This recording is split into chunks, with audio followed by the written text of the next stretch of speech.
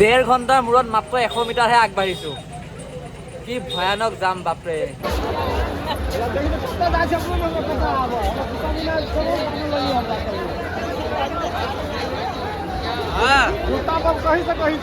আহিছোঁ যেতিয়া মানে দৰ্শন কৰিহে যাম আৰু সেইটো কাৰণে কি কৰিলোঁ, ইয়াত অকণ খালী ঠাই পাইছিলোঁ, চাইকেল ইয়াত উঠাই দিছোঁ আৰু যি হয় দেখা যাব, ৰাম মন্দিৰ দৰ্শন কৰিহে এৰিম। মানে চাইকেলটো ৰাখি কৰি আহি গ'লোঁ, কিন্তু মানে এই লাইনটো মানে বহুত দীঘল লাইন হয়, মানে বহুত দূৰেদি ঘূৰিব লাগিব আৰু সিটো পাৰে মানে মানুহৰ ভিৰটো আৰু বেছি। মানে হেল্ল' গাইছ, নাম Shivam and welcome back to my YouTube channel GhyBiker Nayan।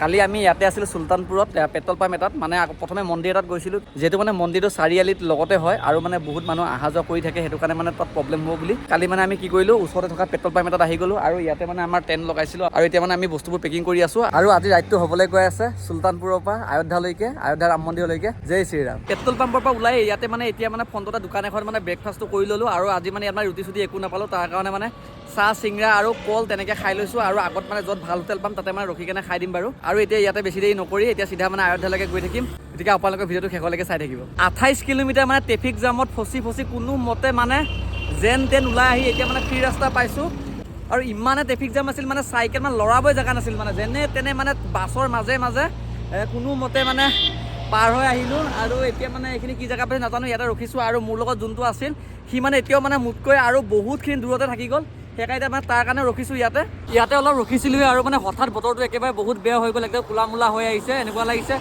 বহুত ডাঙৰ বৰষুণ আহিব কিজানি, সেইটো কাৰণে মানে তাত মানে বেছি টাইম নকৰি সোনকালে মানে তাৰ পৰা ওলাই দিলোঁ ayodhyaলৈ বুলি। আৰু এতিয়াও মানে আমাৰ 30 কিলোমিটাৰ এটা বাকী আছে আৰু যিমান পাৰোঁ মানে সোনকালে যাবলৈ চেষ্টা কৰি আছোঁ। আৰু আগত বা ট্ৰাফিক কেনেকুৱা কি কথা সেইটোতো গমেই নাপাওঁ, আগত চাগে বহুত বেছি ট্ৰাফিক হৈ আছে।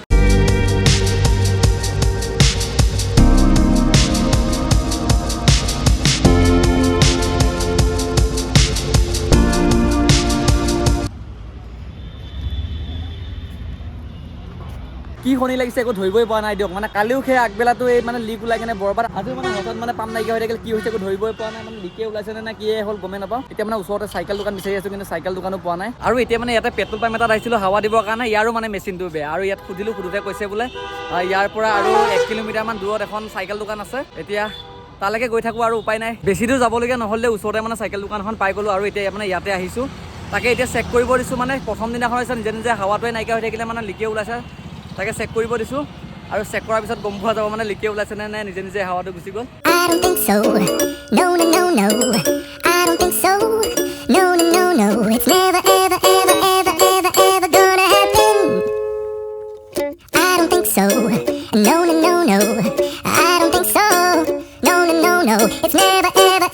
ayodhya আহি পাই গৈছোঁ আৰু বেছি দূৰ নাই, 2-3 কিলোমিটাৰ বাকী আছে আৰু ইয়াৰ পৰা ৰাম মন্দিৰলৈকে 15 কিলোমিটাৰমান আছে। আৰু আমি মানে কি কৰিছোঁ, মেইন হাইৱে দি নাহি মানে ইফালে ভিতৰৰ ৰাস্তাত এতিয়া আহি আছোঁ, গাঁৱলীয়া ৰাস্তাত দি, আৰু ইফালে মানে ভিৰ চিৰ একদম বিন্দাছ আহি আছোঁ।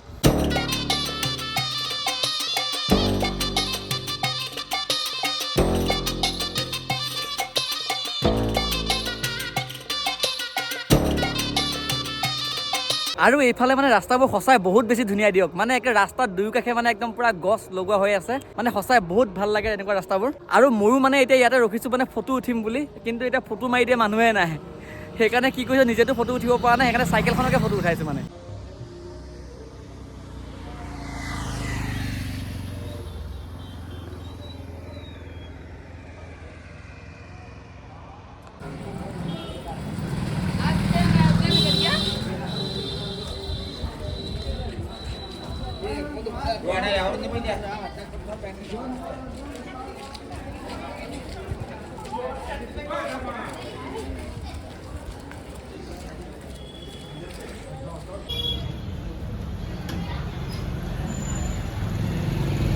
ফাইনেলি ৰামনগৰী ayodhya এণ্ট্ৰি হৈ গ'ল আৰু ইয়াৰ পৰা ৰাম মন্দিৰলৈ আছে মাত্ৰ 1 কিলোমিটাৰ, কিন্তু ইফালে মানে ইমান মানুহৰ ভিৰ মানে বাঢ়িবই পৰা নাই আৰু মই মানে যিমান পাৰি শ্বৰ্টকাট ৰাস্তা বিচাৰি মানে একদম পূৰা গলিয়ে আহি আছোঁ আৰু এইফালেও মানে মানুহৰ ভিৰ আছেই বাৰু, নোহোৱা নহয়।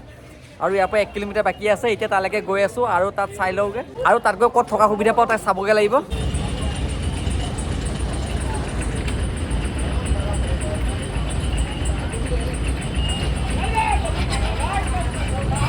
আৰু 700 মিটাৰ বাকী আছে, কিন্তু মানে ট্ৰাফিকৰ কাৰণে মানে লৰিবই পৰা নাই, আগলৈ যাবই পৰা নাই।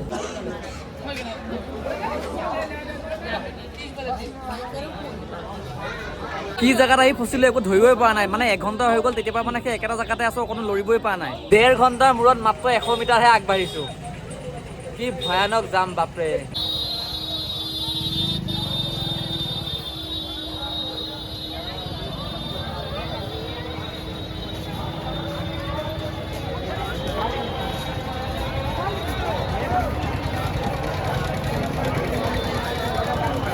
লোকেশ্যন চাইছে আহোঁতে মানে মোবাইলৰ চাৰ্জে নাইকিয়া হৈ গৈছিল, আৰু তেনেতে মানে ইয়াতে মানে যিখন মানে শ্ৰীৰাম হস্পিটেল আছে, এই হস্পিটেলখনৰ ফ্ৰণ্টতে মন্দিৰ এটা মানে ৱালত মানে হঠাৎ মানে বৰ্ড এখন দেখা পালোঁ, আৰু লগালগ মানে ৰখাই নাই। এইফালে এনেকৈ চাইকেল উঠাই দিছোঁ আৰু মানে মোবাইল চাৰ্জত লগাই দিছোঁ, আৰু এতিয়া মোবাইল চাৰ্জ হৈ গ'ল। আৰু এতিয়া মানে ৰাম মন্দিৰলৈ গৈ থাকিম, আৰু ইয়াৰ পৰা মাত্ৰ 150 মিটাৰ আছে। 150 মিটাৰ গ'লে মানে ৰাম মন্দিৰ পাই যায়।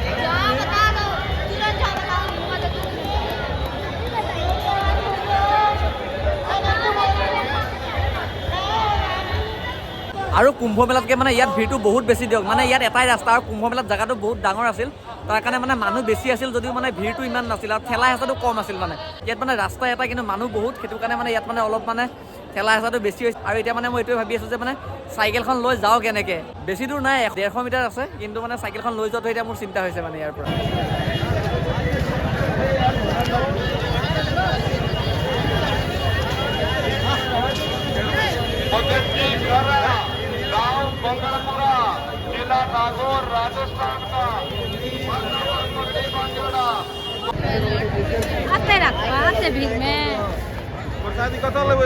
ফাইনেলি ৰাম মন্দিৰ আহি পাই গ'লোঁ, আৰু মোৰ পিছফালে আছে ৰাম মন্দিৰ, কিন্তু মানে ইয়াত সোমাবলৈ একদম মানে সুবিধাই নাই।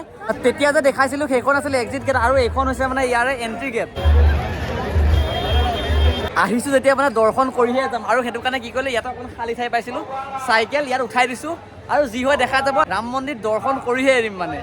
আৰু এনেকুৱাতে মানে আহি থাকোঁতে মানে এনেকুৱা ফটো বেছি থকা ল'ৰা এজনে মানে মোক এই ফটোখন গিফ্ট দিছে।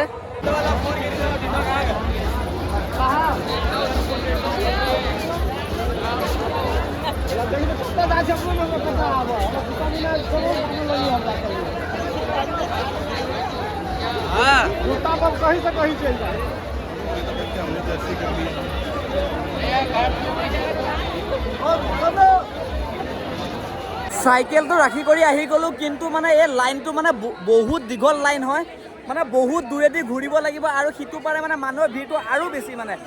আৰু যি দেখিছোঁ মানে ইয়াতে 10টা বাজিল, আৰু যি দেখিছোঁ মানে ৰাম মন্দিৰ দৰ্শন কৰালৈকে 1টাই বাজিবগৈ, ইয়াতে 10টা বাজি গ'ল। মানে এই লাইনটো বহুত দীঘল হয়, ইয়াৰ পৰা আগেৰে গৈ ঘূৰিব লাগিব, আকৌ ইফালে ভিতৰেৰে সোমাই, আৰু মই যোনটো এক্সিট গেট দেখাইছিলোঁ, এক্সিট গেটটো মানে 1 কিলোমিটাৰতকৈও মানে বহুত দূৰত আছে। যি দেখিছোঁ মানে 1টা বাজি যাবগৈ, আৰু ইমান ভিৰত মানে মোৰ দ্বাৰা দৰ্শন কৰা নহ'ব দিয়ক, কালি ৰাতিপুৱাই আহিম। আৰু আজি ভিডিঅ'টো ইমানতে ৰাখিছোঁ।